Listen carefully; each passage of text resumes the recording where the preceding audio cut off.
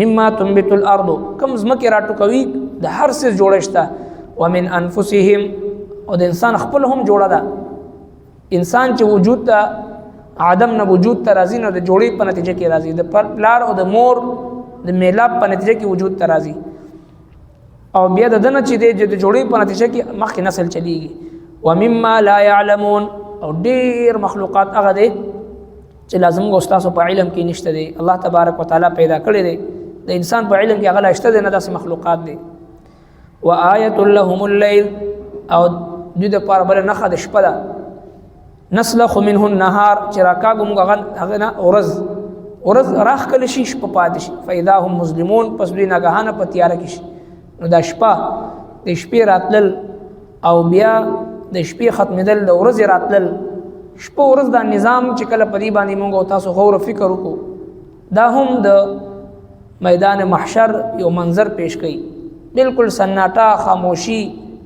او تیارا خورشي په کائنات باندې الله رب العالمین خپل قدرت کامله سره د ټول کائنات خلقو ته د آرام د پاره یو فطری ماحول مهیا کی چې ودشه او خپل مرګ ځان ته یاد کا اللهم بسمک اموت واحیا د مرګ تصور ځان ته یاد کا ودشه النوم اخت الموت دا خوب دا د مرګ خور ده ودش او سحر چې را پاسي د میدان محشر په شان چې د هر یو کس را پاسي وي خپل کارخانو ته دفترونو ته او کاروبار ته او دکانونو ته او بازارونو ته را روان شي د میدان محشر یو منظر پیش کړي د شپه او ورځ چې په دې باندې کله انسان غور او فکر وکړي نو د الله تبارک وتعالى د توحید دلایلونه یو دلیل د شپه ده خو چې کله انسان په دې باندې غور او فکر وکړي اوس په دې زمکه باندې د پاسه چې کوم مخلوقات الله تبارک وتعالى پیدا کړي دي او د هر سيزنه الله جل شانه داغه جنس او جوړه او د هغه هم مثل هم جنس الله جل شانه پیدا کړی دی دا هم د الله تبارک وتعالى د قدرت دلایلونه یو دلیل دی او سرنګ چې د زمکی د اونې بوټي او دغه شان د حشرات الارض او نور چې کوم چرند پرند مخلوقات دي باغی کې الله تبارک وتعالى دو جوړي پیدا کړې دي دو جنس پیدا کړې دي نر ماده د قشان فرمایي چې د انسانانو کې هم نر او ماده هغه پیدا کړې دي او ډیر مخلوقات زماده سي دي چې هغه لا انسان د انسان په علم کې لا نشته دي ورځ د ورځ د انسان په علم کې اضافه راځي او د الله جل شانه د قدرت هغه علامات او هغه مخلوقات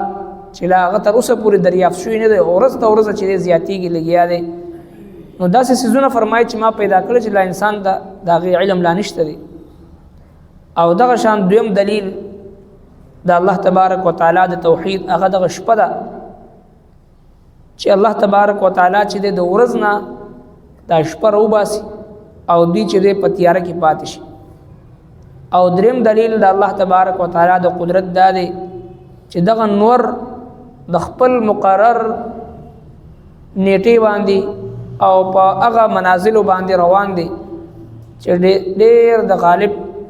او د علم والا ذات په حکم باندې روان دي سبحان الذي پاک دې هغه ذات خلق الازواج چې پیدا کړی دي جوړي كلها ټولي مما د هغه سنا تنبت الارض چې راټوکوي زمکا ومن انفسهم او خپل د دې د ځانونو نه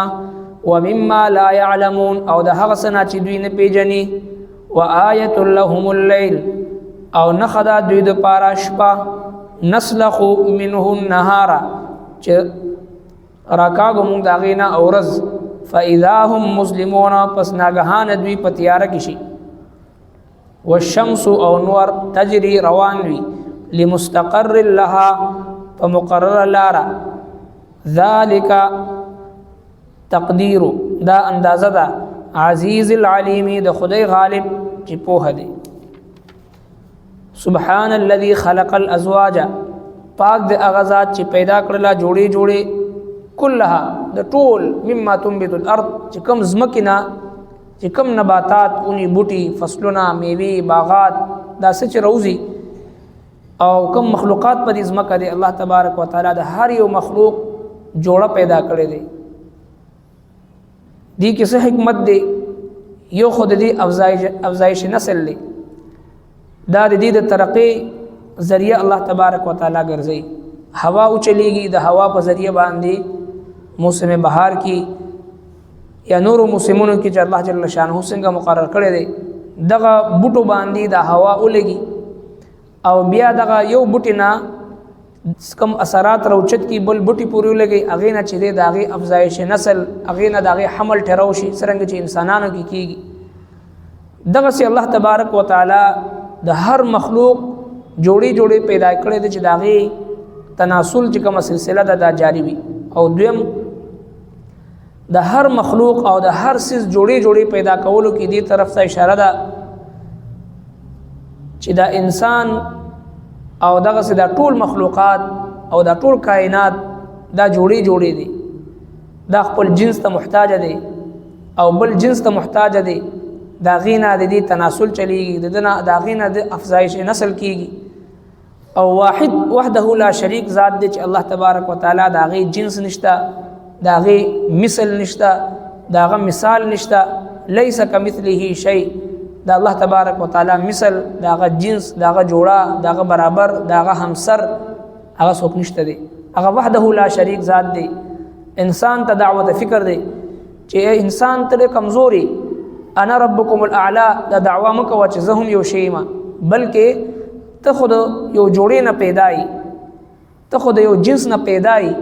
تا نه نور پیدا کیږي، ستا جوړه شته، ستا هم جنس او هم سر او هم صورت او هم مثل او هم شکل، هر څه شته دی. د دې هر څه نه پاک چې دی د الله تبارک وتعالی ذات دی چې دغه لم یلد ولم یولد ولم یکن له کفوا احد، نه دی د چا نه پیدا دی، نه د ده نه څوک پیدا دی. ولم یکن له کفوا، او نه د ده کفوا شته. کفوا همسر ته وایي، برابر ته وایي. چې کله موږ او تاسو رشته کوو نو په هغې کې کفوا ته ګورو چې کفوا برابر دی که نه، یعنې په علم کې، په سمج کې، په پوهه کې، په خاندان کې، په تعلیم کې، په حسن و جمال کې، په برادرۍ کې، په قوم کې کفوا برابر وي نو هغه رشته کامیاب وي. نو برابري په انسانانو کې او په ټولو مخلوقاتو کې دا هم جنس او دغه شانتي دی هم مثل موجود دی. دا وحده لا شریک ذات دی چې ولم یکن له کفوا احد، دغه څوک کفوا نشته دی، دغه څوک همسر نشته دی، دغه څوک برابر نشته دی. نو سبحان الذي خلق الازواج كلها، د ټول جوړې پیدا کړی دی. یو هغه وحده لا شریک ذات بغیر د جوړې نه دی، بغیر د مثل نه دی، بغیر د مثال نه دی، بغیر د جنس نه دی او بغیر د همسر نه دی، بغیر د کفوا نه دی، د هر څه نه پاک دی. مما تنبت الارض، کم ځمکې راټوکوي د هر څه جوړه شته. ومن انفسهم، او د انسان خپل هم جوړه ده. انسان چې وجود ته عدم نه وجود ته راځي نو د جوړې په نتیجه کې راځي، د پلار او د مور د میلاب په نتیجه کې وجود ته راځي، او بیا د دنه چې د جوړې په نتیجه کې مخکې نسل چلیږي. ومما لا يعلمون، او ډیر مخلوقات هغه دی چې لازم ګوستاسو په علم کې نشته دی، الله تبارک وتعالی پیدا کړی دی. د انسان په علم کې هغه لا شته دی نه، داسې مخلوقات دی. وآیة لهم الليل، او دوی دپاره بله نښه د شپه ده. نسلخ منه النهار، چې راکاږو موږ هغه نه ورځ راښکلی شي، شپه پاتې شي. فاذا هم مظلمون، پس دوی ناګهانه په تیاره کې شي. نو دا شپه د شپې راتلل او بیا د شپې ختمېدل، د ورځې راتلل، شپه ورځ دا نظام چې کله په دې باندې موږ او تاسو غور و فکر وکړو، دا هم د میدان محشر یو منظر پیش کوي. بالکل سناټه، خاموشي او تیاره خوره شي په کائنات باندې. الله رب العالمین په خپل قدرت کامله سره د ټول کائنات خلقو ته د آرام دپاره یو فطري ماحول مهیا کړي چې ودشه او خپل مرګ ځان ته یاد کړه. اللهم بسمک اموت و احیا، د مرګ تصور ځان ته یاد کړه. ودشه النوم اخت الموت، دا خوب دا د مرګ خور ده. ودش او سحر چې راپاسي د میدان محشر په شانته چې د هر یو کس راپاسي وي خپل کارخانو ته، دفترونو ته او کاروبار ته او دکانونو ته او بازارونو ته را روان شي. د میدان محشر یو منظر پیش کړي. د شپه او ورځ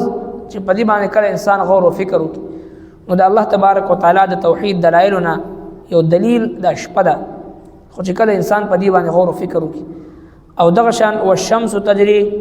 او نور تجری روان وي لمستقر لها په مقرر لارا الله رب العالمین دې د پاره د ازل نه چې کوم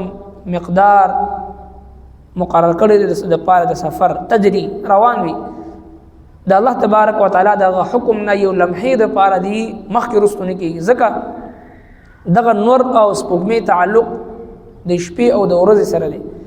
او بیا د شپې او د ورځې